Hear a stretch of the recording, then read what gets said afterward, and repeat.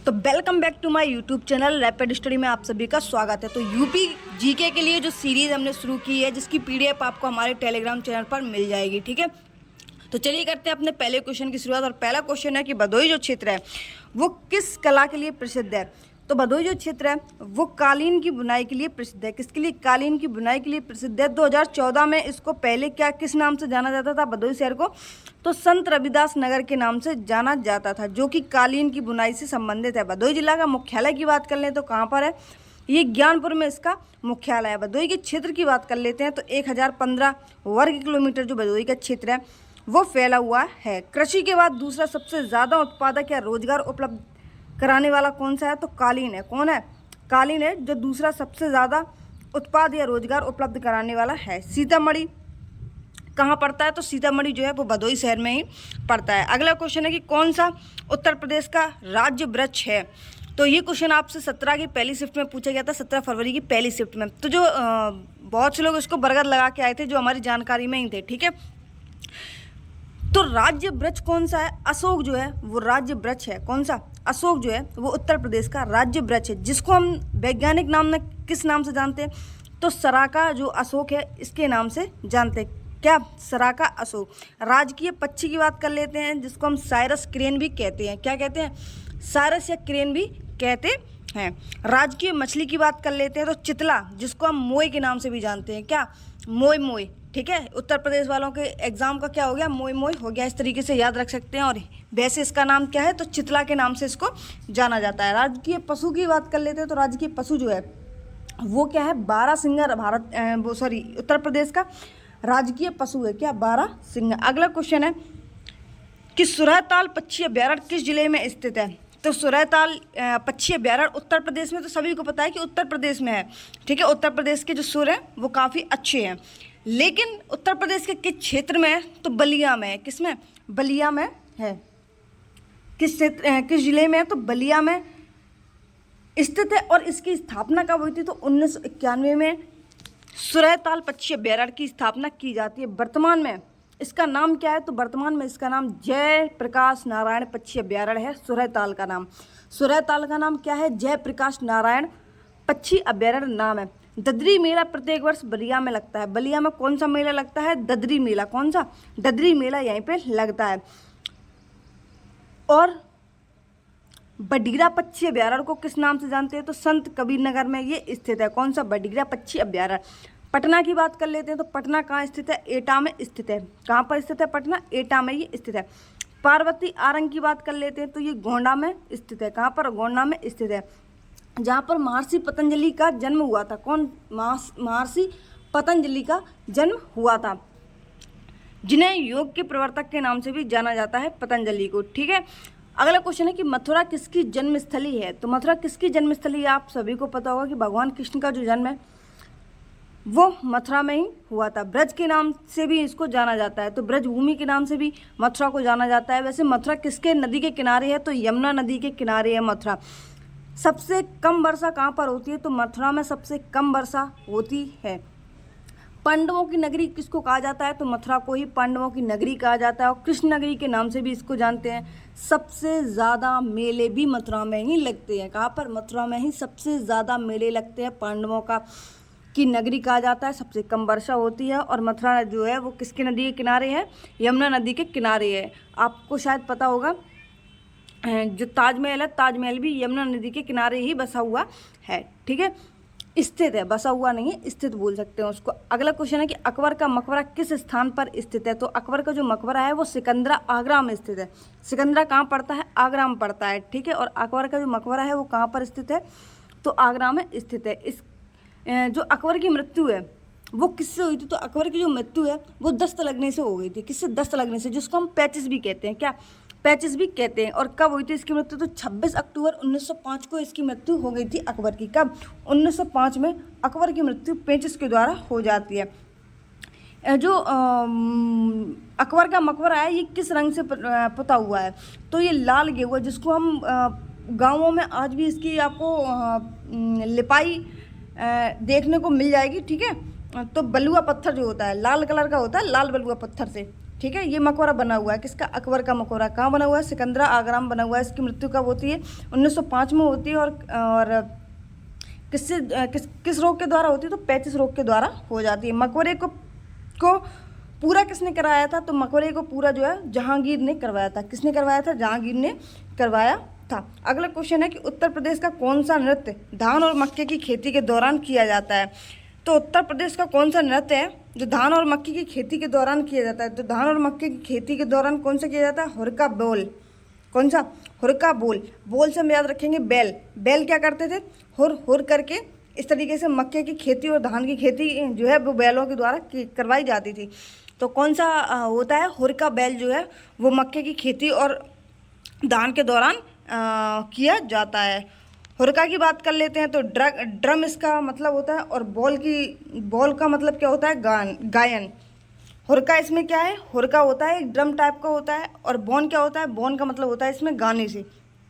ठीक है। तो बॉल ठीक है। बॉल है वो वाली गेंद वाली बॉल नहीं है, ये अलग वाली है। ठीक है।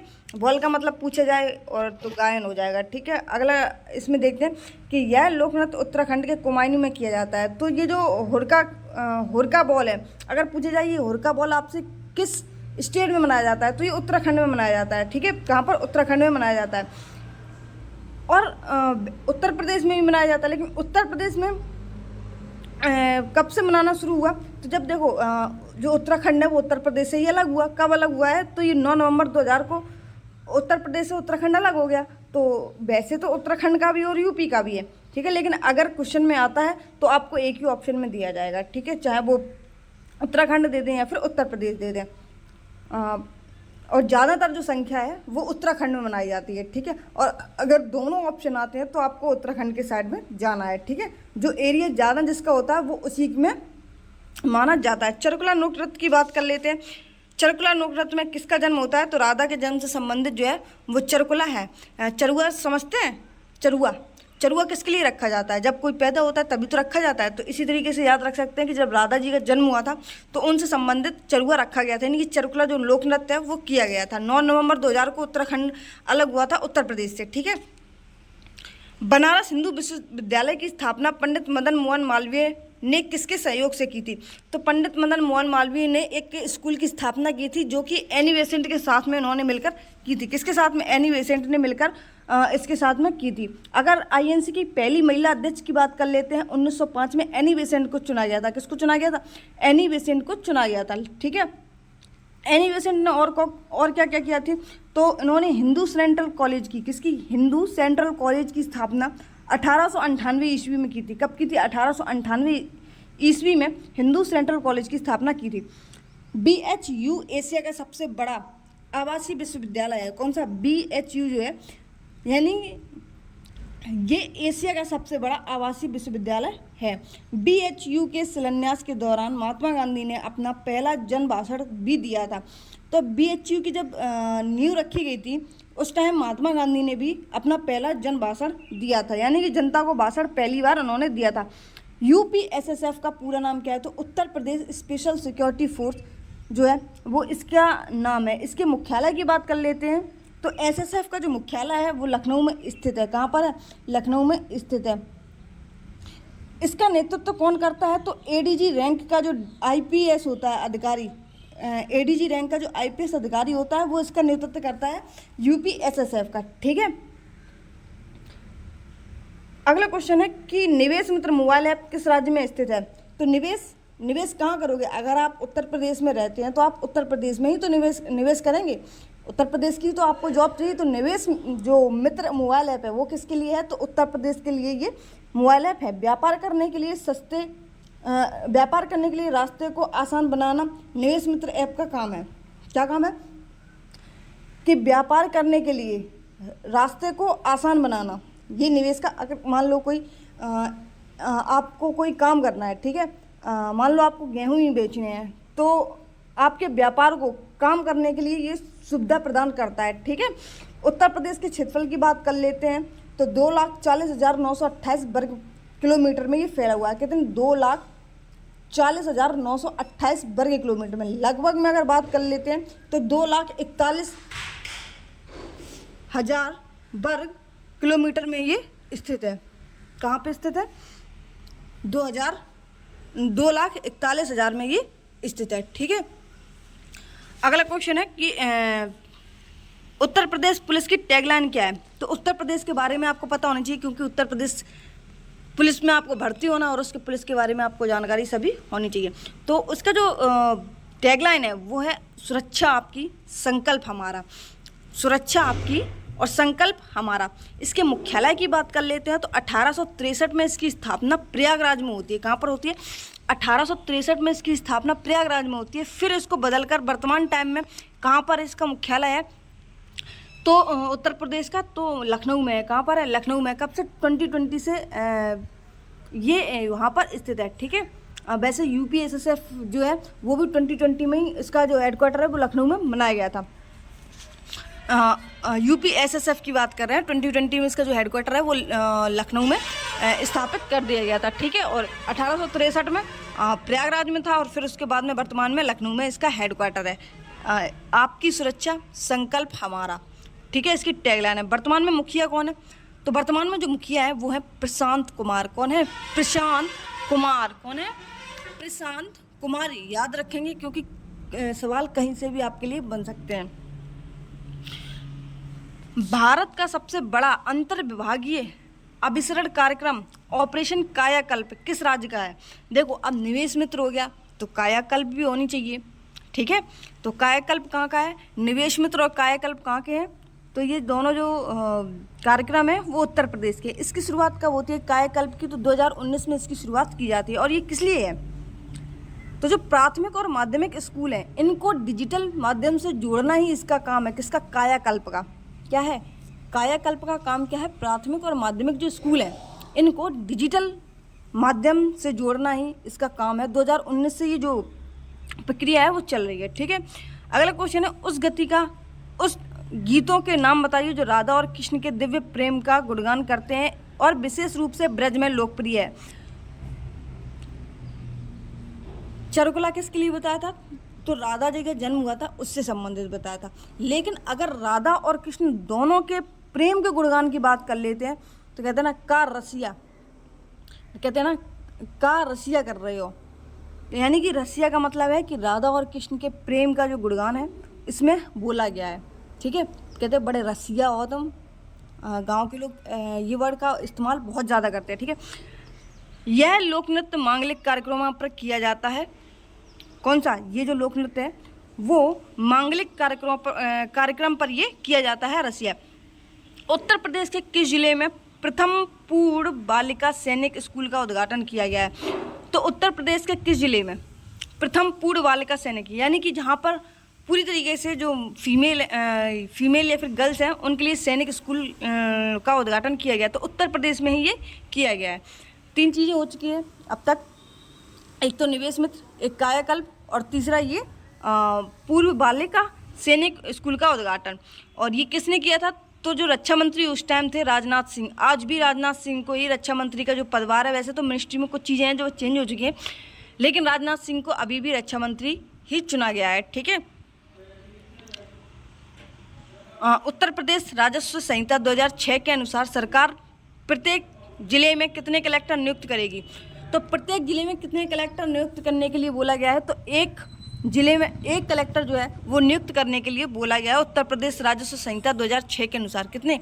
2006 के अनुसार एक जिले में एक कलेक्टर का होना अनिवार्य है। वर्तमान में इलाहाबाद उच्च न्यायालय के में न्यायाधीशों की स्वीकृति संख्या कितनी है? तो वर्तमान टाइम में इलाहाबाद में जो हाईकोर्ट में जो न्यायाधीशों की संख्या है वो कितनी है? वैसे तो मुख्य न्यायाधीश सुप्रीम कोर्ट हो या हाई कोर्ट हो एक ही होता है, लेकिन न्यायाधीश कुल कितने हो सकते हैं? तो 160 जो है वो स्वीकृत जो है इलाहाबाद में वो दी गई है। कितनी? 160 की।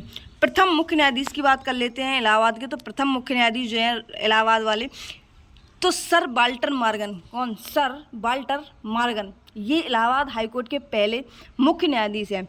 ठीक है, वर्तमान में मुख्य न्यायाधीश कौन है? तो अरुण बंसाली जो है वो इलाहाबाद हाईकोर्ट के उच्च न्यायालय इलाहाबाद हाईकोर्ट के मुख्य न्यायाधीश हैं। कौन? अरुण बंसाली। स्वतंत्रता के बाद उत्तर प्रदेश के प्रथम मुख्यमंत्री कौन थे? तो स्वतंत्रता के बाद जो प्रथम मुख्यमंत्री बने गए थे उन किसको चुना गया था? तो गोविंद बल्लभ पंत को चुना गया था। किसको? गोविंद बल्लभ पंत को चुना गया था। उत्तर प्रदेश की सीमा की बात कर लेते हैं तो ये 8 राज्यों को सीमा को छूती है। किसको? 8 राज्यों को छूती है और 1 केंद्र शासित प्रदेश को। कितने को? 1 केंद्र शासित प्रदेश को। देखो अगर राज्यों की बात कर लेते हैं तो हिमाचल प्रदेश है, हरियाणा है, MP है, झारखंड जो कि अलग हुआ है, उत्तराखंड 2000 में अलग हुआ है, 9 नवंबर 2000 में अभी आपको बताया, राजस्थान से सीमा छूती है और छत्तीसगढ़ से छूती है और बिहार से ही छूती है। ये तो 8 राज्य हो गए। 1 केंद्र शासित प्रदेश कौन सा है? तो दिल्ली है। दिल्ली है जो कि यूनियन टेरिटरी में आता है। इसको जो उत्तर प्रदेश की सीमा है वो टच करती है। यानी कि कुल अगर वैसे स्टेट की बात करें तो 9 है और यूनियन टेरिटरी अगर हटा दी जाए तो कितने हैं? 8 हैं। ठीक है। हिमाचल प्रदेश, हरियाणा, MP, झारखंड, उत्तराखंड, राजस्थान, छत्तीसगढ़ और बिहार, ये 8 राज्य हैं। अब आ जाते हैं सेट नंबर 2 पर कि उत्तर प्रदेश में वुमेन पावर लाइन के लिए संपर्क क्या है? तो वुमेन पावर लाइन के लिए 1090 जो है वो नंबर है। अगर आपके साथ कोई घरेलू हिंसा होती है, फिर कोई दिक्कत होती है तो आप 1090 जो है इसको आप डायल करके अपनी सूचना दे सकते हैं। पुलिस की बात कर लेते हैं तो पुलिस का जो है नंबर है वो कितना है? 112, यानी कि 112 पुलिस का है। फायर की बात कर लेते हैं तो 101 फायर का है। एम्बुलेंस की बात कर लेते हैं तो 108 है। वन विभाग की बात करते हैं तो 1926 है। कितना है? 1926 वन विभाग का है। मुख्यमंत्री की बात कर लेते हैं तो 1076, कितना? 1076 मुख्यमंत्री का हेल्पलाइन नंबर है। चाइल्ड हेल्पलाइन नंबर की बात कर लेते हैं तो 1098 जो है वो चाइल्ड हेल्पलाइन नंबर है, जो कि ये लगभग अभी तक 4 से 5 क्वेश्चन जो है वो RWA के मॉक टेस्ट में पहले पूछे जा चुके हैं। ठीक है, तो आपको इनको याद करके रखना है। और फायर की बात कर लेते हैं तो 101, चाइल्ड हेल्पलाइन नंबर 1098 और वन विभाग की तो 1926। ठीक है, मुख्यमंत्री तो 1076। उत्तर प्रदेश के ज़िले में सर्वोच्च रैंकिंग वाले पुलिस अधिकारी हैं। तो जो उत्तर प्रदेश के ज़िले में सर्वोच्च रैंकिंग वाले पुलिस अधिकारी की बात कर लेते हैं कमिश्नरी के अलावा। किसके अलावा? कमिश्नरी के अलावा। तो वो कौन होते हैं? SSP होते हैं। कौन होते हैं? SSP, यानी कि वरिष्ठ पुलिस अधीक्षक। कौन होते हैं? वरिष्ठ पुलिस अधीक्षक जो होते हैं वो माने जाते हैं। उत्तर प्रदेश की पहली महिला पुलिस कमिश्नरी की बात कर लेते हैं तो वो कौन है? तो वो लक्ष्मी सिंह है। उत्तर प्रदेश की पहली महिला पुलिस कमिश्नर कौन है? तो लक्ष्मी सिंह है।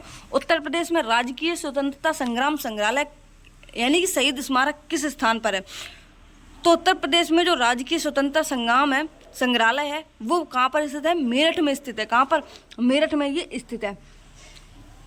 मेरठ में और क्या क्या हुआ है? तो मेरठ को देखो क्रांति नगर के नाम से जानते हैं। किसके नाम?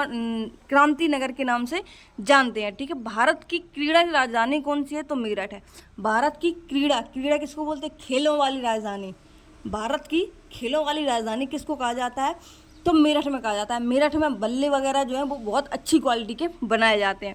हिडन नदी पर ये स्थित है मेरठ। मेरठ किस नदी पर स्थित है? तो ये हिडन नदी पर स्थित है।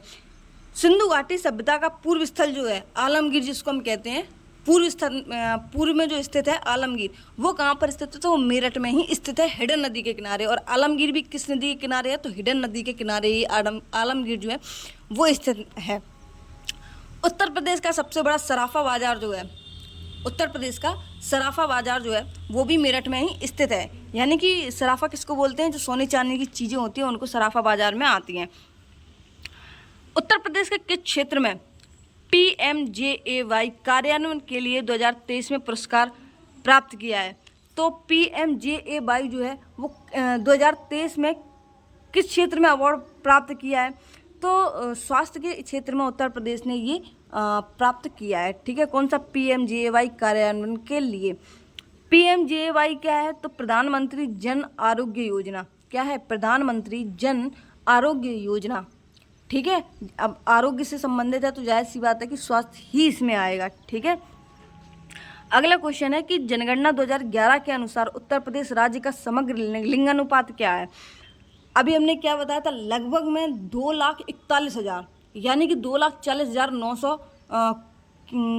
लगभग में 2,41,000 उसको हम मान सकते हैं इसका एरिया था उत्तर प्रदेश का। ठीक है, पहले CM की भी बात कर चुके हैं, श्री वल्लभ पंत जो है, कल्याण वल्लभ पंत, ये उत्तर प्रदेश के पहले CM रह चुके हैं। और कमिश्नरी की बात कर लेते हैं। उत्तर प्रदेश की पहली फीमेल कमिश्नरी कौन बना है, तो ये लक्ष्मी सिंह बनी है। अब आ जाते हैं लिंग अनुपात के बारे में कि लिंग अनुपात क्या है। तो जो उत्तर प्रदेश का लिंग अनुपात है वो 1000% में कितना है, 1000 मेल में 912 फीमेल है। क्या है, 912 जो फीमेल है वो है, ठीक है। बटे में 1000 भी लिख सकते हैं। सर्वाधिक लिंग अनुपात वाला जनपद कौन सा है, तो सर्वाधिक जनपद की बात हो रही है। तो सर्वाधिक लिंग अनुपात वाला जो जनपद है वो कौन है, जौनपुर है। कौन है, जौनपुर है, जहाँ पर 1024 फीमेल है। कितने मेल पर, तो 1000 मेल पर ये स्थित है। सबसे कम लिंग अनुपात की बात कर लेते हैं तो गौतम बुद्ध नगर। गौतम बुद्ध नगर के बाद में हमीरपुर और हमीरपुर के बाद में बागपत, ठीक है। और इधर सर्वाधिक में आ जाते हैं। सर्वाधिक में 2-3 तक याद रखेंगे। पहला तो देखो जो सर्वाधिक में जौनपुर है, उसके बाद में आजमगढ़ है, उसके बाद में देवरिया है।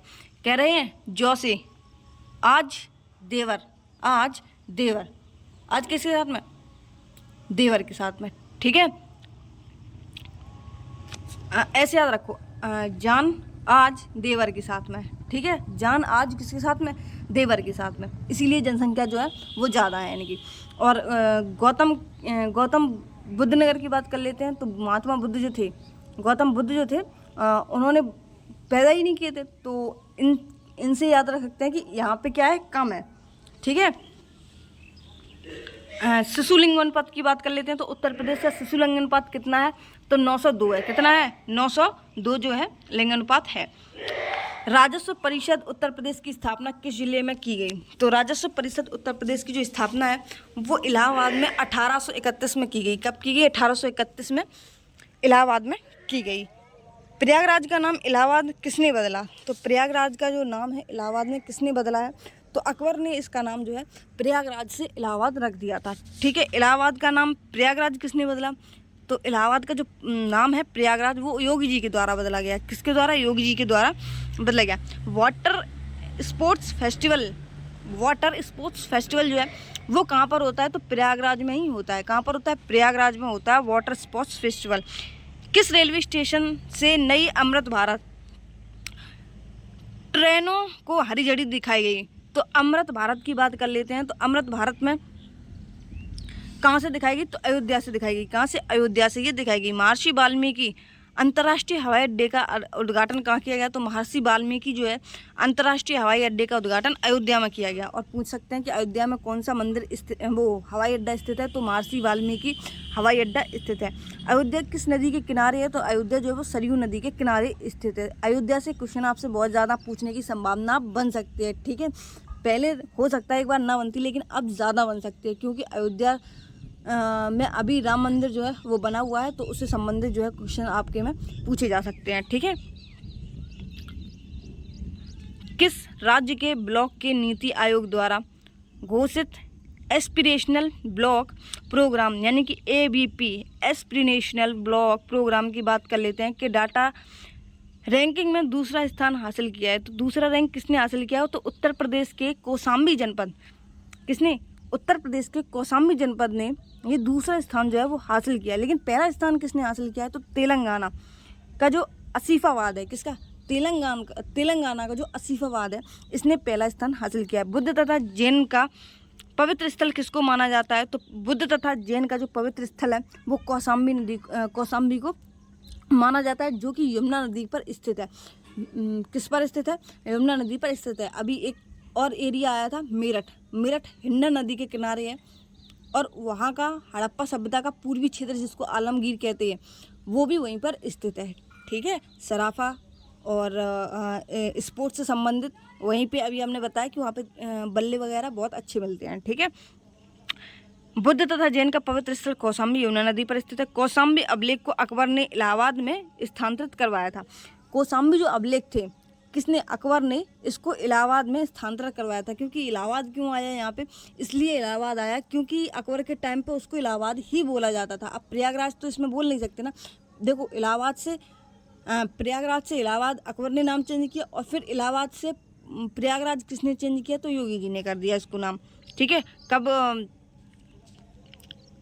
अगला क्वेश्चन है कि उत्तर प्रदेश में साइबर अपराध मुख्यालय कहाँ स्थित है, तो जाहिर सी बात है कि जब पुलिस हेडक्वार्टर वहीं पे है, यूपी एसएसएफ के हेडक्वार्टर वहीं पे, सबके हेडक्वार्टर ज़्यादातर वहीं पे स्थित है, तो साइबर जो अपराध है मुख्यालय वहाँ पर भी स्थित होगा। तो कहाँ पर? लखनऊ में ही सभी चीज़ें हैं। अगर आपको नहीं आता है, जैसे कोई चीज़ पूछी जाए और पुलिस से ही रिलेटेड है, तो आप आंख बंद करके लखनऊ लगा देना, आपका हम बोलते हैं 95% आपको आंसर जो है वो करेक्ट होने की संभावना रहेगी। उत्तर प्रदेश लोक सेवा आयोग का मुख्यालय कहाँ पर स्थित है? तो यूपीएससी का जो यूपीएससी नहीं, यूपीपीसीएस, ठीक है। यूपीएससी तो संघ लोक सेवा में आता है, लेकिन उत्तर प्रदेश जो है वो क्या है? यूपीपीसीएस में आता है, ठीक है। इसका मुख्यालय कहाँ पर स्थित है? तो ये प्रयागराज में स्थित है। कहाँ पर है? प्रयागराज में स्थित है। लखनऊ की राजधानी कब बनी है? तो लखनऊ जो है राजधानी उत्तर प्रदेश की कब बनी? तो 1912 में। कब? 1912 में उत्तर प्रदेश की जो राजधानी है वो लखनऊ बनती है। कब? 1912 में। प्रधानमंत्री ने संत मीराबाई जन्मोत्सव में भाग लिया था। कब?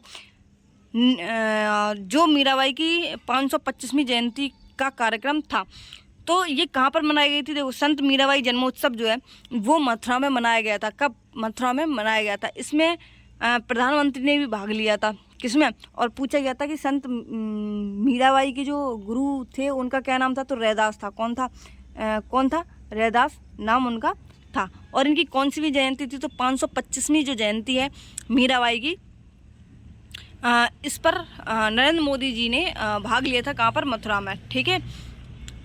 और मथुरा किस नदी के किनारे है? तो आपको बता चुके हैं, यमुना नदी के किनारे स्थित है।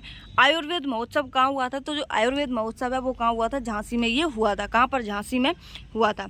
अगला क्वेश्चन है कि उत्तर प्रदेश राज्य में सर्वोच्च रैंकिंग वाले पुलिस अधिकारी हैं। तो सर्वोच्च रैंकिंग वाले जो अधिकारी हैं वो कौन है? तो डीजीपी है। कौन है? डीजीपी है, जिसको हम पुलिस महानिदेशक कहते हैं। क्या कहते हैं? पुलिस महानिदेशक के रूप में जानते हैं, ठीक है, हिंदी में। वर्तमान में डीजीपी कौन है? तो प्रशांत कुमार है। कौन है? प्रशांत कुमार हैं। अभी आपको ऊपर बता चुके हैं, जब अभी क्वेश्चन आया था, तो प्रथम डीजीपी, पहले डीजीपी कौन है? तो नरेश कुमार है। पहले डीजीपी जो कौन है? नरेश कुमार है। प्रेजेंट टाइम की बात कर लेते हैं तो प्रशांत कुमार है। प्रथम महिला आईपीएस की बात कर लेते हैं उत्तर प्रदेश की। तो देखो, कमिश्नरी हम बता चुके कि लक्ष्मी सिंह है। आईपीएस कौन है? तो आईपीएस उत्तर प्रदेश के कंचन चौधरी भट्टाचार्य है। कौन है? कंचन चौधरी भट्टाचार्य हैं, जो उत्तर प्रदेश की पहली आईपीएस फीमेल बनी है। मथुरा के पास मठ के एक मंदिर में किन शासकों की विशाल मूर्तियां प्रस्थापित की गई? तो ये भी क्वेश्चन जो है वो RW के मॉक टेस्ट में ही पूछा गया था, ठीक है। मथुरा के पास मठ के एक मंदिर में किन शासकों की मूर्तियां प्रस्थापित की गई? तो कुषाण वंश के शासकों की जो मूर्तियां हैं वो प्रतिस्थापित की गई। राजा कनिष्क ने मथुरा को दूसरी राजधानी बनाया था। किसने? जो राजा कनिष्क हैं, इन्होंने मथुरा को दूसरी राजधानी जो है वो बनाया था। मथुरा कला शैली का विकास राजा कनिष्क ने ही किया था। तो मथुरा की जो शैलियाँ हैं इन्होंने ही मथुरा की जो कला शैलियाँ हैं इनका जो विकास है वो कनिष्क के द्वारा ही करवाया गया था, ठीक है। कनिष्क किस वंश के थे? तो ये कुषाण वंश के थे। तो और कुषाण वंश के जो संस्थापक थे वो कौन थे? तो कुजुल कडफिसेस जो है वो कुषाण वंश के शासक थे, ठीक है। हाँ, इसके बाद में इन्होंने शक सम्मत की स्थापना की थी, या फिर चलाया था, या फिर शुरुआत की थी। तो कब की थी? तो 78 AD में, 78 AD में कनिष्क के द्वारा शक सम्मत की चलाया गया था, ठीक है, जिसको 22 मार्च 1957 में अपनाया गया था भारत के द्वारा। कब? 22 मार्च 1957 को अपना लिया गया था। उत्तर प्रदेश के कुंभ मेला की बात कर लेते हैं। किन नदियों के संगम पर मनाया जाता है? तो ये गंगा, यमुना, सरस्वती नदियों पर मनाया जाता है, और ये 4 स्थान पर मनाया जाता है कुंभ मेला जो है। नासिक, हरिद्वार, उज्जैन, और एक और स्टेट है, एक और राज्य, नासिक, हरिद्वार, उज्जैन और प्रयागराज। कौन सा? नासिक, हरिद्वार, उज्जैन और प्रयागराज। ये 4 जगहों पर जो कुंभ मेला है वो लगाया जाता है। और नदियों की बात कर लेते हैं तो गंगा, यमुना और सरस्वती, ठीक है। कुंभ मेले को यूनेस्को की अमूर्त सूची में कब रखा गया है? तो यूनेस्को की अमूर्त सूची में इसको कब रखा गया है? 2017 में रख दिया गया था। कब? 2017 में कुंभ मेला को रख दिया गया था। गढ़मुक्तेश्वर मेला की बात कर लेते हैं तो गढ़मुक्तेश्वर मेला कहाँ पर लगता है? तो ये हापुड़ में लगता है। कहाँ पर? हापुड़ में ये लगता है। दादरी मेला की बात कर लेते हैं तो दादरी मेला जो है वो कहाँ पर लगता है? तो बलिया में लगता है। कहाँ पर? बलिया में ये लगता है। गोकर्णनाथ मेला गोला गोकर्णनाथ मेला कहाँ पर लगता है? तो लखीमपुर खीरी में लगता है। कहाँ पर लगता है? लखीमपुर खीरी में लगता है। ठीक है। दुधवा नेशनल पार्क जो है वो लखीमपुर खीरी में ही स्थित है। उत्तर प्रदेश वित्तीय निगम यानी कि यूपीएफसी किसके विकास के लिए वित्तीय सहायता प्रदान करने में महत्वपूर्ण भूमिका निभाता है? तो उत्तर प्रदेश वित्तीय निगम जो है वो किस में भूमिका निभाता है? तो उद्योग में निभाता है। किसमें? उद्योग में ये सहायता करता है। अगर आपके पास में लोन वगैरह आपको लेना हो तो उत्तर प्रदेश वित्तीय निगम जो है, आप व्यापार करिए, लोन लेने का या फिर आपको वित्तीय सहायता प्रदान करने का काम यूपीएफसी का काम करता है। ठीक है। राजस्व वित्तीय निगम की बात कर लेते हैं। तो राजस्व वित्तीय निगम जो है जिसका अधिनियम 1951 के तहत यूपीएफसी की स्थापना है, जो है यूपीएफसी यानी कि उत्तर प्रदेश वित्तीय निगम। ठीक है। इसकी स्थापना कब होती है? तो 1954 में इसकी स्थापना होती है। और अधिनियम कौन सा था? तो 1951 वाला अधिनियम था। उत्तर प्रदेश के दुधवा राष्ट्रीय उद्यान किस जिले में? अभी आपको बताया। तो किस जिले में? लखीमपुर खीरी में दुधवा नेशनल पार्क जो है वो स्थित है। दुधवा नेशनल पार्क की स्थापना कब होती है? तो 1968 में इसकी स्थापना होती है। कब? वन्यजीव अभ्यारण्य की। ठीक है। वाइल्ड लाइफ सेंचुरी की। और दुधवा राष्ट्रीय उद्यान की बात कर लेते हैं। तो राष्ट्रीय उद्यान की स्थापना कब होती है? तो 1970 में इसकी स्थापना होती है। वन्यजीव की बात कर लेते हैं तो 1968 में। और राष्ट्रीय उद्यान की बात कर लेते हैं तो 1970 में। दुधवा टाइगर रिजर्व की बात कर लेते हैं। तो दुधवा टाइगर रिजर्व जो है वो 1987-88 में इसका जो निर्माण है वो किया जाता है। किशनपुर वन्यजीव अभ्यारण्य जो कि लखीमपुर में ही स्थित है। कब?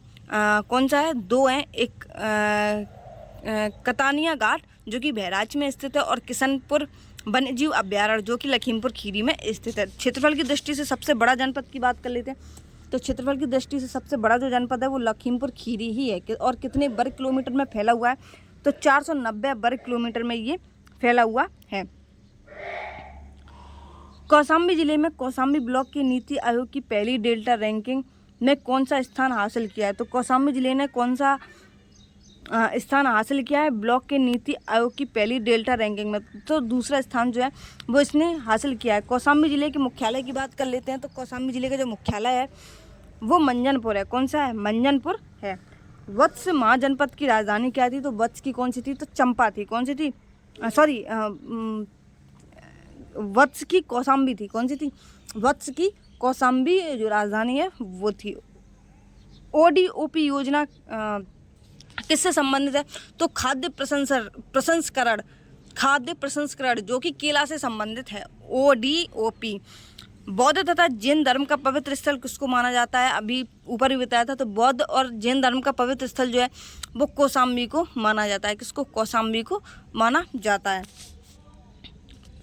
हाल ही में नरेंद्र मोदी ने अयोध्या में नवनिर्मित हवाई अड्डे का उद्घाटन किया। यह किस नाम से जाना जाता है? तो महर्षि वाल्मीकि अंतर्राष्ट्रीय हवाई अड्डे के नाम से जाना जाता है।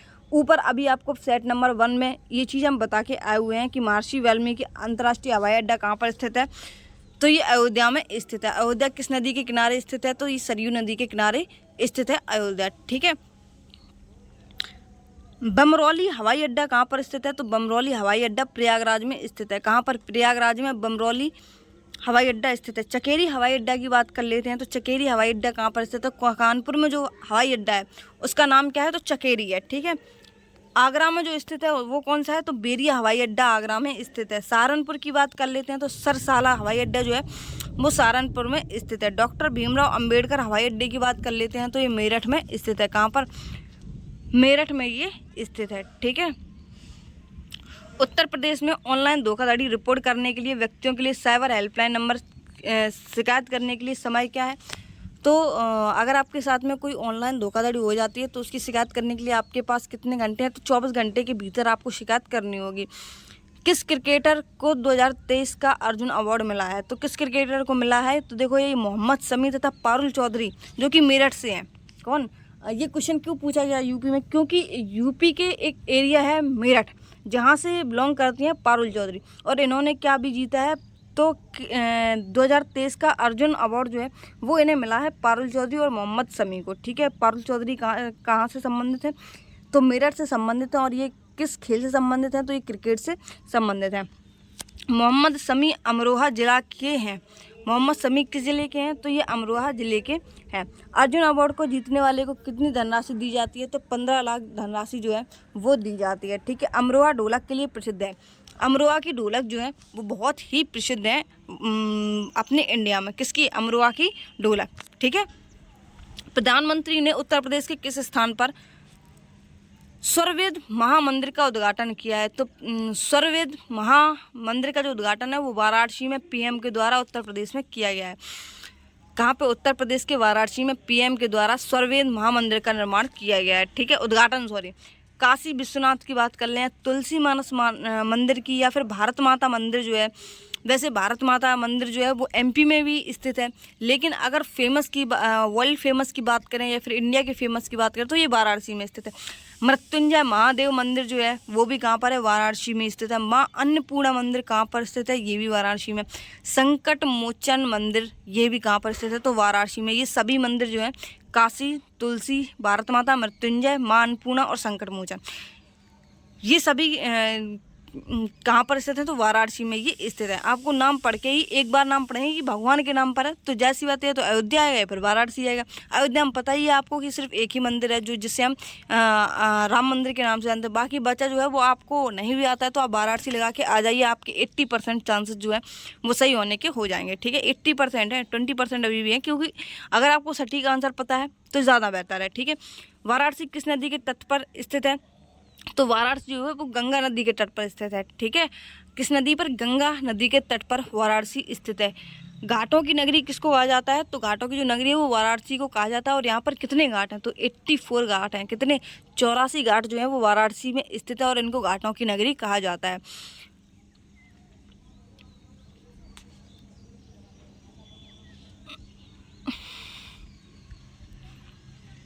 What is the full form और पुलिस? पुलिस का फुल फॉर्म क्या है? तो पुलिस का फुल फॉर्म होता है public officer for legal investigation and crime emergencies, यानी कि कानूनी जांच और आपराधिक आपात स्थितियों के लिए सार्वजनिक अधिकारी, यानी कि public officer for legal investigation and criminal emergencies.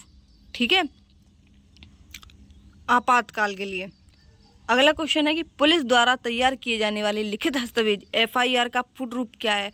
तो एफआईआर का फुल फॉर्म क्या होता है? तो फर्स्ट इन्फॉर्मेशन रिपोर्ट। क्या होता है? फर्स्ट इन्फॉर्मेशन रिपोर्ट एफआईआर का फुल फॉर्म होता है। सामान्य FIR, zero FIR, cross FIR और एकाधिकार। कौन सी? एकाधिकार एफआईआर। ये 4 प्रकार की एफआईआर होती हैं। जीरो एफआईआर का मतलब क्या होता है? तो जीरो एफआईआर का मतलब होता है आप पूरे भारत में कहीं भी अपनी जो एफआईआर है वो लिखा सकते हैं, जो कि 2013 से लागू है।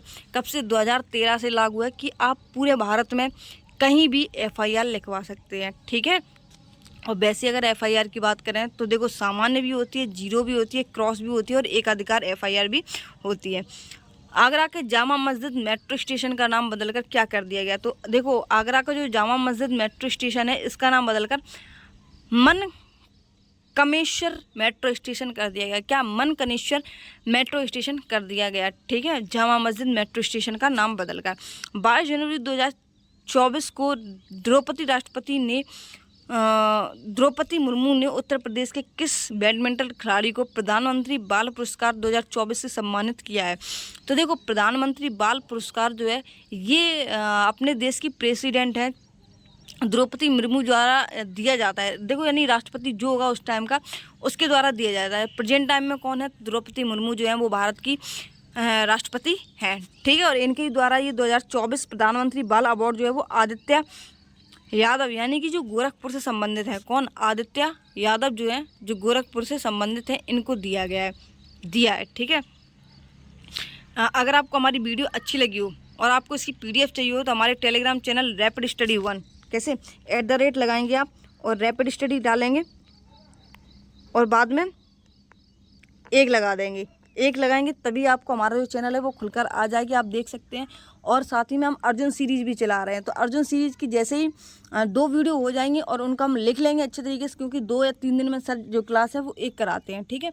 और वैसे हम कोशिश कर रहे हैं कि हिंदी की जो क्लासेस हैं जो रिवीजन के लिए हैं, नवीन सर ने जो 40 प्रैक्टिस सेट लिए थे, ठीक है, वो भी हम इस पर आपको कराने की कोशिश करें 2-2 3-3 सेट लेकर, ठीक है। तो जाहिर सी बात है कि हम 3 सेट से कम कभी भी कोई चीज़ नहीं लेते हैं। तो अगर वीडियो आपको अच्छी लगी हो तो चैनल को सब्सक्राइब ज़रूर कर लेना और वीडियो को लाइक भी कर देना, और टेलीग्राम चैनल से जुड़ना ना भूलें, क्योंकि आपको हैंड रिटन पीडीएफ मिलेगी। आपको बोर्ड की पीडीएफ नहीं दे रहे हैं, हैंड रिटन दे रहे हैं, जो कि आप अगर आपके पास आपको अगर टाइम बचाना है तो आप वहाँ से आप अपनी पीडीएफ को भी निकलवा सकते हैं, ठीक है। आप पीडीएफ निकलवा के आप अपने कई बार उसको पढ़ सकते हैं, ठीक है। वैसे अगर हम आप कुछ सजेस्ट करें तो आपको खुद लिखना चाहिए, ठीक है। अगर आपके पास टाइम नहीं बचता है और